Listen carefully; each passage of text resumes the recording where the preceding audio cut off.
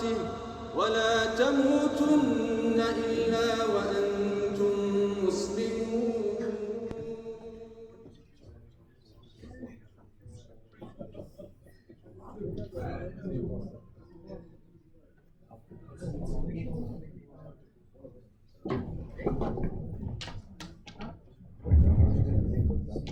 السلام عليكم ورحمة الله وبركاته. بسم الله والحمد لله والصلاة والسلام على رسول الله. أحبتي الكرام، طبتم وطاب ممشاكم وتبوأتم من الجنة منزلا. أسأل الله العظيم الجليل أن يجعل جمعنا هذا جمعا مرحوما ولا يجعل من بيننا شقيا ولا محروما. I ask and I beg of Allah subhanahu wa ta'ala to bless our gathering, to bless us in the state of ibadah. And I remind myself primarily and all of you with ikhlas. أخلصوا نيتكم لله سبحانه وجل في علاه. Be sincere with your intention for the sake of Allah subhanahu wa ta'ala. For you have put a lot of effort to leave the comfort of your homes, to come to the home of Allah subhanahu wa ta'ala to worship Allah.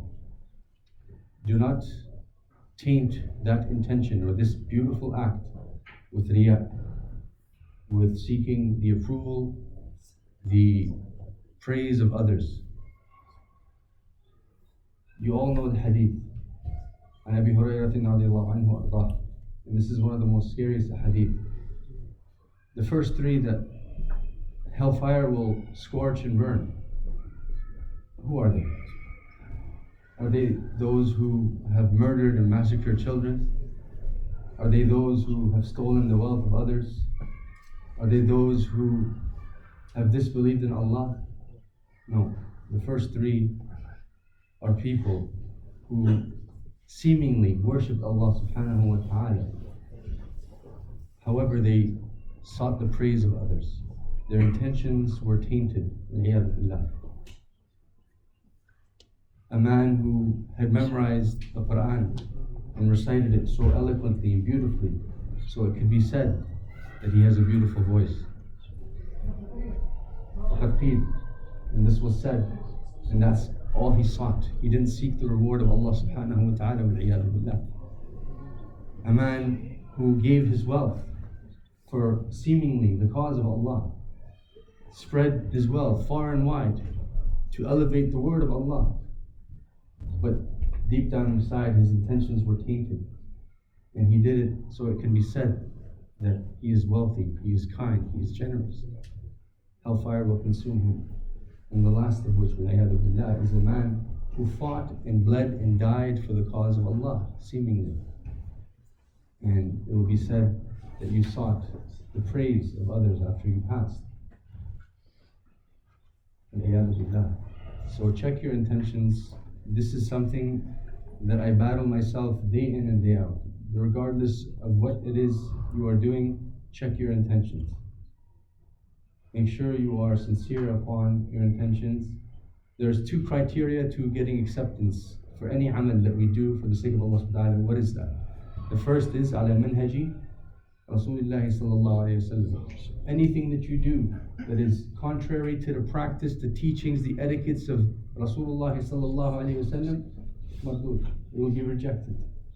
And if it is not with ikhlas, libtigha'i wajhillahi jalla fi'ulah, mardud. So check your intentions, inshallah. لازلنا مع سيرة النبلاء.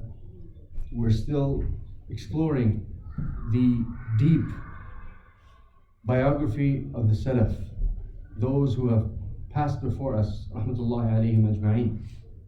These men have paved the way for us to be Muslims today. And when we look at their life, we're just going to take 15, 20 minutes, 30 minutes max. It's a glimpse into their life of effort, of jahd, of ijtihad, of ta'ab. And you get a glimpse as to how these men were so powerful and so, they were astonishing.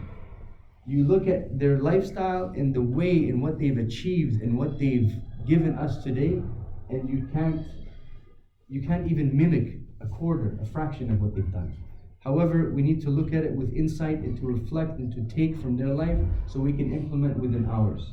And I know it's not realistic for you to memorize all the ahadith with the sanad. This is not realistic, yes. Because of the lifestyle that we live in, with all the distractions and the constant bombardment of all these things pulling us and pushing us here and there, but we need, this is a first step for you and me together to delve back into their lifestyle. Because these people are the people that Rasulullah said, Khayrul. They are the best of people. As-Sahaba, Ridwanullah alayhim, al-Khulafa al-Rashidun, al-Mahdiyun, and then those who come after them, al-Tabi'un, and the Tabi'un. These were the best of people, hands down. There is no negotiation. So we need to look to the best in order to be the best. And this is why we chose the Seerah of the Salaf. And tonight, inshallah, we have a very special Imam who was amongst the Tabi'i scholars that was highly accredited, highly notable. Rahmatullahi alayhi rahmatan wasi'a, wa huwa man huwa Mohammed ibn Muslim ibn Shihab Zuhry. Many of you have heard this name. He comes in many chains and narrations of the hadith. He is a Tabi'i scholar with a noble lineage. Al-Qurayshi, Al-Madani, Al-Zuhri, and from the nobles of Quraysh. His lineage goes back to the lineage of Al-Quraysh, the noble lineage from Abdurrahman ibn Auf radiallahu anhu wa ardah. And this man, not only did he compile this great nobility of nasab, but also ilm. And to give you an insight as to how remarkable he was, and Allah subhanahu wa ta'ala, He chooses certain slaves to instill this ilm within so they can pave the way for us today.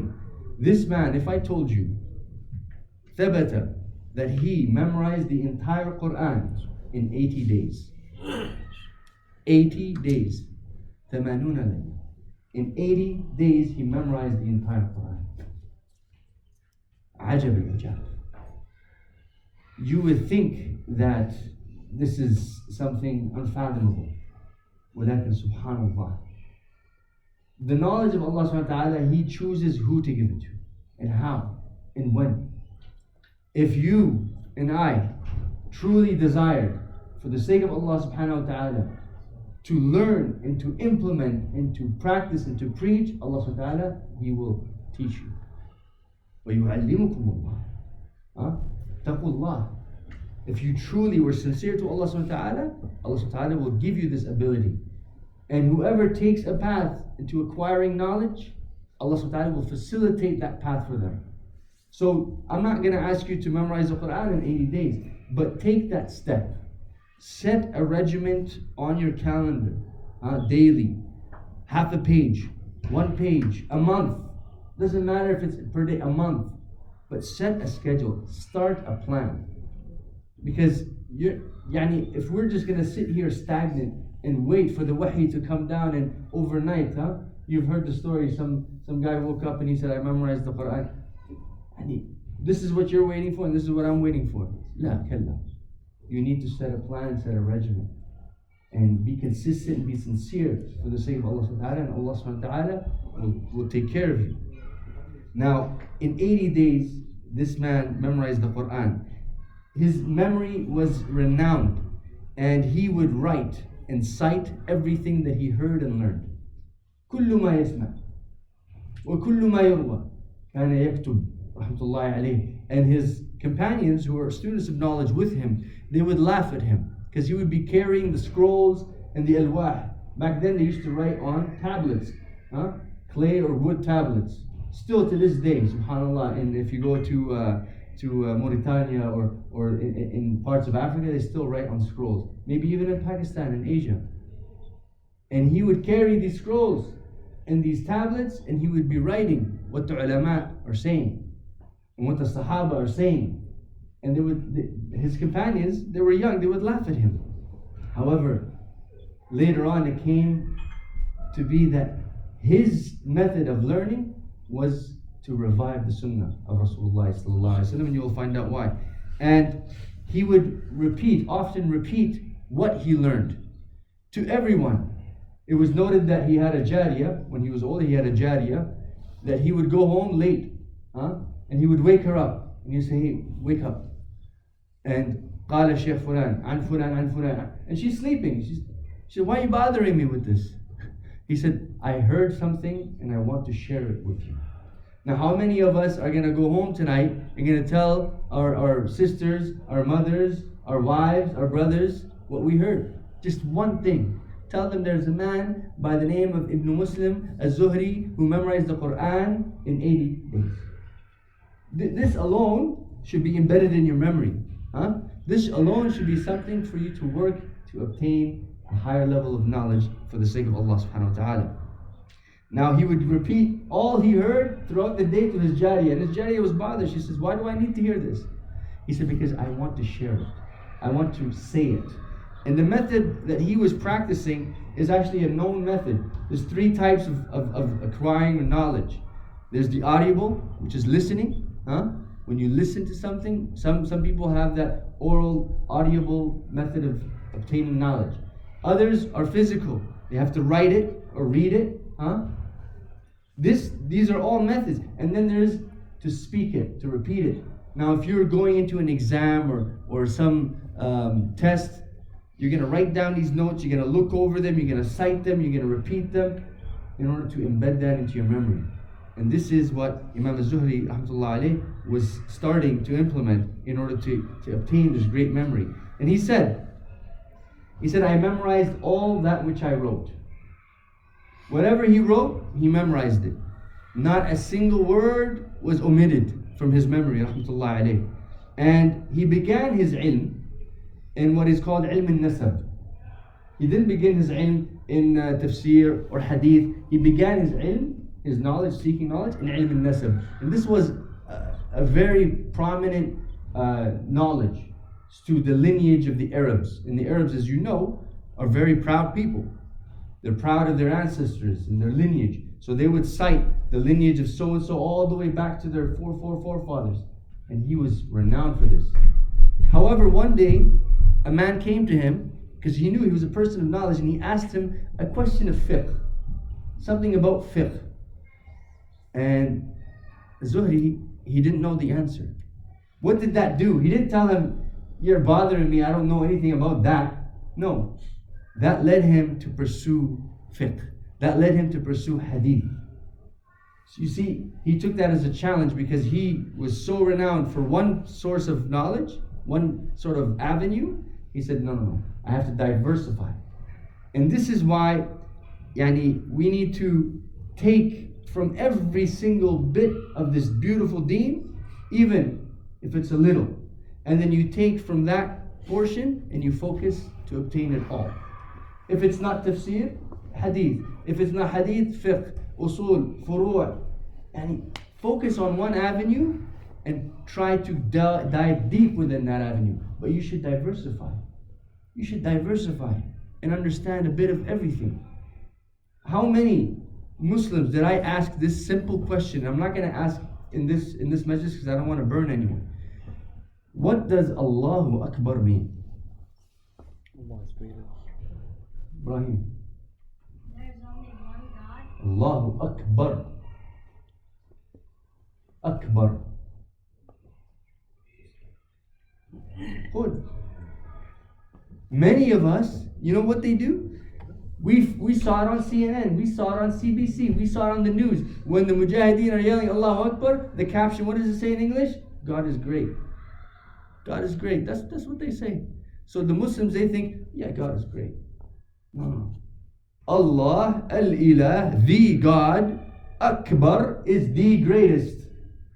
When you're standing in Salah, وَتَقُولُ Allahu Akbar, you're saying the God, the Ilah, the only God is the greatest. He's greater than my work. He's greater than my wife. He's greater than my money. He's greater than everything. Allahu Akbar. But they want you to think that God is just great. God is only just great. So they've tainted our aqeedah with this, the meaning, understanding or misunderstanding. This is how deep it is. most Muslims do not know what Allahu Akbar means. فأحبتي الكرام, when you're discussing ulama of this nature, you have to understand that they touched every avenue of this deen, and they wanted to make sure and to solidify for the generations to come this ilm. Now, Rahmatullah alayhi, he was born during the Umayyad Khilafah, during Ahd Marwan ibn al-Hakam, and he lived throughout the period of Abdul Malik ibn Marwan all the way to Hisham. He lived in Medina, in Mecca, and in Sham. When he became one of the ulama that surrounded Abdul Malik ibn Marwan, he moved to the Sham. His physical appearance, the ulama, they described him, they said he was a very light man. He wasn't a heavy set man. وَكَانَ قَصِيرًا, he was short. And he had a very light beard. His beard he wasn't very thick. He wasn't like the Arabs. كان Abu Bakr as-Siddiq radiallahu anhu warḍah, his beard is very light, although he was an Arab. And Allah subhanahu wa ta'ala creates people in different fashions. But his beard was very light, and it was dyed with a reddish hue. Not fully red, but with a reddish hue, rahmatullahi alayh. And he was noted to be a'mash. They used to call him an a'mash. He had very poor eyesight. Poor eyesight. Despite all this, by the way, he memorized what he memorized with his poor eyesight, rahmatullahi alayh. And قال الذهبي rahmatullahi alayh anhu, قال كان محتشما. يعني the word muhtashim means he was so humbled and so shy. Despite of his caliber and his respect within the Umayyad Khilafah, he was muhtashim, meaning he was very shy. He would never be arrogant. He would never walk proudly, rahmatullahi alayh. And قال عليه كذلك قال كان جندا مجاهدا. He was a soldier and a warrior. يعني شوف كيف جمع. Look how he joined between this noble, humble character, frail and knowledgeable and learned, with a brave jundi, a mujahid. And this alone is something that is scarce. It's either you're the rough and tough or the nice and kind, La. It doesn't have to be that way. These are qualities of a alim. These are qualities of a alim. It's not just words and talk, It's practice. فقال عنه الذهبي كان جندا من المجاهدين الأبطال رحمة الله عليه. And قال عامر بن دينار رحمة الله عليه, he said, I never met a man more knowledgeable in hadith than الزهري رحمة الله عليه. وقال عمر بن عبد العزيز, وما أدراك ما عمر بن عبد العزيز رحمة الله عليه. He said about him, he said, he is the most knowledgeable to take the hadith from. And this was during the ahd of Hasan al-Basri رحمة الله عليه, who we discussed, and Sa'id ibn al-Musayyib, who was also discussed. So Zuhri was within their time. And Umar ibn Abdul Aziz is saying the most knowledgeable of the scholars to take your ilm and hadith, al-Zuhri. And by the way, it was Umar ibn Abdul Aziz who instructed Imam al-Zuhri rahmatullahi alayh to compile the written hadith. And this is why I told you, this man, when he was writing, you remember the ulama that we mentioned, Al-Sha'bi? Did Al-Sha'bi ever write anything? Never. So al-Zuhri, he was writing all these years. And when Umar ibn Abdul Aziz noted this, he said, Ya Shaykh, compile all the ahadiths. And this is something that Allah subhanahu wa ta'ala gave this man the ability to do. He compiled all the ahadiths written. And now we have them present. And now, subhanAllah, after that, the ulama came that dissected these ahadiths. Shaykh al-Albani rahmatullah alayh, how he dissected the ahadiths and compiled from the weak to the false, al-mawdu', al-makdoob, to the authentic. This wouldn't have been if it wasn't for these men, rahmatullah alayhim. He said, rahmatullah alayhi, he says, خُذْ من كل شيء شيئا ومن شيء كل شيء. And this is what I was saying. Take a little from all, but take a lot from that little. So meaning, take from every avenue of ilm, not just hadith or fiqh or tafsir. Rahmatullah alayhi he was noted to be very wealthy, because when he became under the wing of Abdul Malik ibn Marwan, he was paid as a paid alim, and he worked to instill the good for the ummah and to promote the Quran and the Sunnah. So he was a paid member of Abdul Malik ibn Marwan's group. So he was very wealthy, and to the point was he would give out everything he had. Doesn't matter. Somebody came, Abr Sabil, I need some money to travel, tfaddal. This guy was looking to get married, tfaddal. To the point where he would take on debt in order to meet the needs of people.